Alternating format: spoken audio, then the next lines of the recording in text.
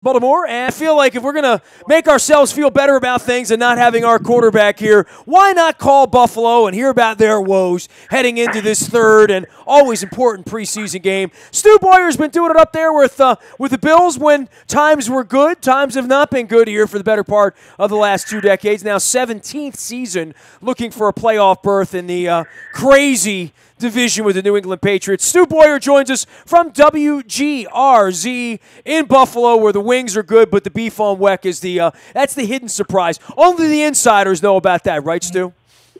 Absolutely, Nestor. You are so correct.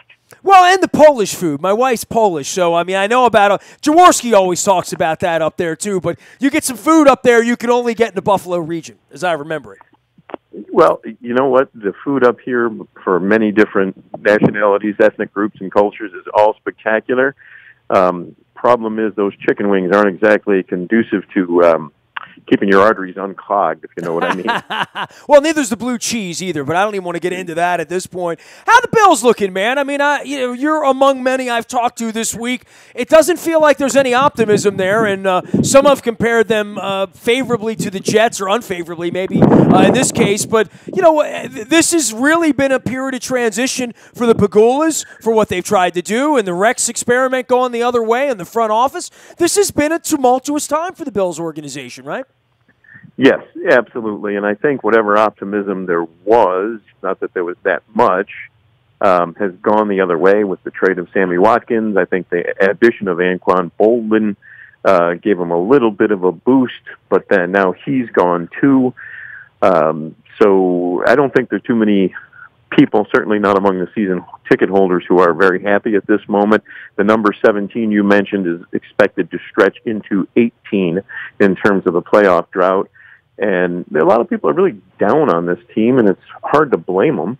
I'm thinking the defense is going to be much better this year, but offensively they're going to struggle. I mean, I still think they'll run the ball. They just don't have any experienced wide receivers. Okay, Jordan Matthews, nice player, but even if Anquan Boldin was here, he was at the tail end of his career. And, when guys are at the tail end, it's not like they're in the prime of their career. There's a big difference. So I think Bolden was brought here more certainly for some on-field stuff, yes, but he was more about the off-field stuff and helping groom the young guys and mentor them and all that kind of stuff. And now that's gone too, so they're going to rely on a bunch of young guys, Zay Jones probably most of all, to step up and learn the ropes fast and contribute quickly, which is a very difficult thing to do in any professional sports league, including this one. Well, it's hard enough when your guys are healthy, right? And, whether you're Ozzie, and I know they've had 2 different front offices, one before April, one after April up there.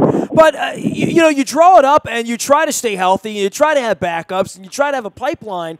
But it becomes hard. I mean, the Ravens have had many, many injuries, but then, like John Urschel just says, I don't want to be there anymore. I don't want to play football anymore. Anquan Boldin, and I think that they were kind of counting on him there, right? And I guess if his heart isn't in it, then by all means, go do whatever it is. And he certainly has made enough money, and his goal is noble, and I'm down with all that. But it kind of does leave the organization a little bit holding the bag when they sort of thought they had 50, 60 receptions out of him this year, and all of that leadership you talked about. Yeah, definitely. I mean, unfortunately, as good as they looked for signing him, now they look as bad because he walked away from them, which isn't their fault. I happen to like this new front office. I like the direction. I like the plan. Unfortunately, Bolden walking away does not help them, doesn't help the team, doesn't help the look of the front office around football. But they'll just have to adapt and figure it out. I mean, let's face it, they're not winning the division because the Patriots are going to win that division in a cakewalk. And it's very unlikely they'd win enough games to be in the wild card hunt. So if this front office, and if there is such a thing as a honeymoon year, the honeymoon year just got a little shorter and more difficult, if that makes any sense, because there's like a grace period for a new front office. Okay, here's your plan. So they could say, hey, we're not tanking it when they signed Bolden and got Jordan Matthews. Well, Bolden walks away from that, and I'm not saying that they're tanking. I don't think they are. But it sure has that appearances to outsiders that, like, oh, man, this team just isn't in it for this year. So what do they do now? I mean, Bolden walked away. You're not going to find another guy like him. in free agency, not at this point. Yeah, there are a couple options out there, but they don't bring what he brought in terms of that veteran presence. Well, especially for a guy that would want to sign up for a team that would scuffle to get 8 victories, right? I mean, one thing Steve Smith kept running back to Baltimore because he really did think that this team, had a January in it, and it did at one point. And if you can't play in January, it becomes very, very hard to recruit those kind of players. Well, especially if you're, at the tail end of your career, when, he might have thought they would be competitive in terms of for a playoff spot when Sammy Watkins was here, but when they traded Watkins, when traded Darby, I'm far from convinced that I honestly believe those two moves had a huge impact on his decision because he could see, well, they lost 2 of their top players. They didn't get players of that quality back. Well, they got good players back, but probably not of that quality, and the draft picks are for the future. Well, for him, it's the now, and the now just wasn't what he'd expected it to be, even though I didn't think it was going to be what he expected it to be. The now just wasn't there for him, and, at 35, you want to put your body through that, another year of this grueling sport, and he feels he has a higher calling. Good for him. I think that's a wonderful thing. And this way he gets to spend more time with his family. And how can you be critical of a guy for doing those kinds of things? I don't think you can do that. So like Sean McDermott, the Bills head coach, said, we have to respect the decision, adapt, and move forward. So that's where this organization is right now. He is Stu Boyer. He's been a longtime sportscaster at WGRZ up in Buffalo and, North Tonawanda and Cheektowaga and Depew and all of those Orchard Parky kind of places up there. You can follow him at Stu Boyer. That's STUBOYAR out on Twitter as well as at WGRZ.com out on the web. 32 years now, and you mentioned these 17 years, and look, man, I'm from Baltimore, right? I mean, we go back to the same division and O.J. Simpson and Ferguson and and McKenzie and all that stuff back in the 70s. And we watched all that K-Gun and all that Marcher Broda and Jim Kelly and Marv Levy and all that good stuff that happened up there. We had sort of a similar thing here with the Orioles where for a decade and a half they couldn't get out of their own way. We're worried they're about to go back down into that black hole. But in that community there, when one of these Rex Ryan eras where it felt like there was a little bit of promise, and we can go through names of all the last 5-6 coaches there, but the Rex thing, I mean, he sort of made big promises. It didn't work out, but sort of tossing over different regimes and, bringing on draft picks and stuff, that's been an ongoing problem there through all of the post-Ralph Wilson aftermath of whether Bon Jovi was going to steal the team off to Toronto. There was just a lot of things going on there. This feels like a fresh start, but it also feels like after 17 years, I know what it's like to sort of wear out on the patience, right? Absolutely, and I think a lot of people here have run out on the patience. I've had friends of mine tell me that they no longer care. So, they're going to have to win back some of the fan base because after it's such a long time that people don't want to invest in them emotionally, which is not to say that the fan base has totally abandoned them because they haven't. But there are people just like, enough is enough already. But the key will be if this regime hits on their draft picks, they absolutely have to hit on them. I think they'll draft a franchise quarterback next year, and that's the pick of the century because they haven't had a franchise quarterback since Jim Kelly retired. And as we all know, it's a quarterback-driven league, so you have to have one of those guys if you want to compete for a championship. So the key for Brandon Beane and Sean McDermott is somehow getting through this season and using the draft capital in such a way that the franchise's fortunes begin to turn around. So, I don't think a lot of people have a lot of hope for this year, and they're kind of, as much as I hate to say it, here in August, they're kind of looking forward to the draft in 2018. A lot of guys up there with purple in their closets, right? From Leslie Frazier and Rick Dennison, and I see Ducasse is up there trying to earn a spot, but no one more formidable, I think, or tied to Ravens' success as much as Tyrod Taylor, who kind of gets treated like an afterthought, but has really kind of emerged as a legitimate starting quarterback. I mean, he hasn't had a whole lot of bench him up there, despite the fact that they haven't had a lot of success, but he has improved there, and I think, new system, new coaches, all of that stuff, he's coming back. I hope he's not being hung out to the Wolves here, but I've always liked Tyrod. I'm a fan of his. Well, I think there's no other way to put it than he is being hung out to dry. They traded his best weapon. He has no weapons. Who's he going to throw the ball to? Other teams are going to take these guys away. LaShawn McCoy is a great player. He's clearly the best player on this roster. And it's a running team, but at the same time, in this day and age, you have to be able to throw the football. And I think, listen, Tyrod has not done enough to establish himself as a franchise quarterback, in my opinion.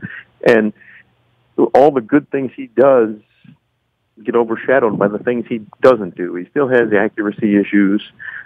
There's no one here on this roster who I can see is going to take a step up and take his spot. If they start off 0-5, 0-6, or something like that, then you might see Nathan Peterman if he continues to progress. But unfortunately for Tyrod, and he says all the right things, he does all the right things, seems like a really good guy. He can really run, he can throw the deep ball, but he has trouble with too many throws that are off target. And that, to me, is what keeps him from being that franchise guy. And most people here would probably tell you the same thing, that they've seen enough and he's not a franchise guy. He seems like a very likable guy, hard-working guy, good leader. He's got all the qualities you want, except he doesn't have the accuracy, and maybe he's just not good enough to be a franchise guy. But I certainly root for him, and would love to see him make that gigantic step. But how is he going to make that step with the lack of weapons on offense? Well, Stu, they bring in McDermott here in the offseason, and I know the report card sort of comes at the end of the year. He'll have a record associated, whether it's a 5-11 or an 8-8 or a miracle 10-6, whatever it will be associated with him. Thoughts about what that change means, why him, and what do you like about it, other than, well, they have some young players that might pan out, and he's a teacher, and they have some draft picks. What have you seen from his first 6 months that are different than, let's say, Rex's first 6 months? Well, he's in command. He's in control. He's not putting on a show. He's not calling attention to himself. I like everything he says. He qualifies with, but we still have tons of work to do. He makes it all about the players. It seems like there's good communication between him and the players, and he's clearly in control. He seems to be the voice that speaks for the organization. Now, that may have changed a little bit with Brandon Beane here, but before Beane got here, it was clearly McDermott. He has a lot of power. And he and Brandon Beane seem to work well together, that Carolina connection. And I just like Sean. I think, listen, the one-loss record for this year will unfortunately probably stick with him for a long time. But we don't know what kind of game day coach he is or any of that stuff. But he's in control. He does not call attention to himself, and he puts his players first. So that's what I can see, and that to me means he's on track for a good career as a head coach. Stu, these games are sloppy as hell, huh? And from what I understand, last week it was just a yellow flag fest when they got together. For the Ravens, I don't even know how to judge this. We're playing with a second-string quarterback. We're playing with an offensive line that's in constant flux. I mean, we're not going to really be able to judge the team until they go to Cincinnati, and certainly our defense is going to bootstrap and chin strap and all that stuff, and I think the defense is going to bring it. But we don't learn much about our team watching these games right now. We just sort of cross our fingers every time there's a pileup and hope that everybody stands up and gets back in the huddle. Well, I think that's true in every NFL city because they don't show anything. They're very vanilla. I would say the only thing you can tell about the Bills is that LaShawn McCoy is really good, and I don't want him on the field too much in the preseason. I think they'll be a good running team. The defense has got to be better because it can't be any worse, especially against the run. But you can't tell that from the preseason. There's too many flags, too many new players. Your starters aren't out there long enough to make any judgments. I'm not a big fan of exhibition football at all. I think it's shameful that owners make customers pay full price for that.